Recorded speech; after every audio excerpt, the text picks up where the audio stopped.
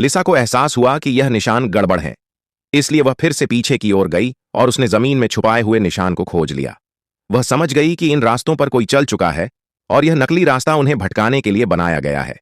Book तुरंत समझ गया कि वह मोटा आदमी उसका वैज्ञानिक प्रतिद्वंदी है, लेकिन उस मोटे आदमी को क्या पता उसके बनाए गए गलत नक्शे से उन्होंने गुफा खोज ली, जहां सिर्फ झरने ही नहीं थे बल्कि वहां और भी कई दुर्लभ और कीमती चीज थी। उनमें से एक एक चीज करोड़ों रुपए की थी। चारों ने वहां थोड़ा आराम करने का फैसला किया। तभी ब्रुक अकेले लिसा के पास गया और पूछा, तुम यह कार सेट कपड़ा उतार दो, क्योंकि हम जैसे जैसे नीचे जाएंगे तापमान भी बढ़ता जाएगा और तुम्हें सांस लेने में दिक्कत होगी। दूसरी ओर मार्क स्नान करके वापस लौटते समय रास्ता भूल जाता है।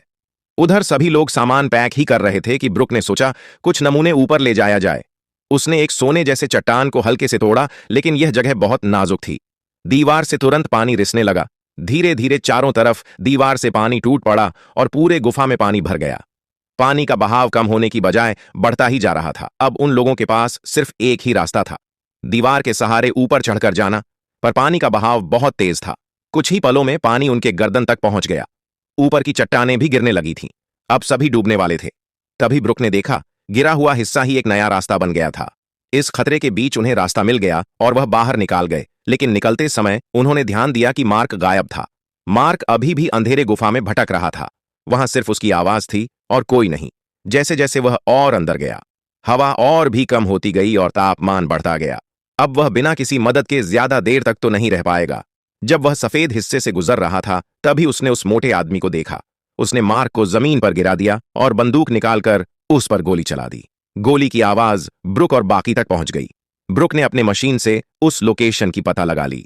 जब वह वहां पहुंचे तो मार्क वहां पर बेहोश पड़ा था। मार्क कुछ बता भी नहीं पाया था कि वह मोटा आदमी फिर से आकर उन पर बंदूक तान देता है। उसने सभी को धमकाया कि पृथ्वी के अंदर की दुनिया का खोज उसका ही खोज माना जाएगा।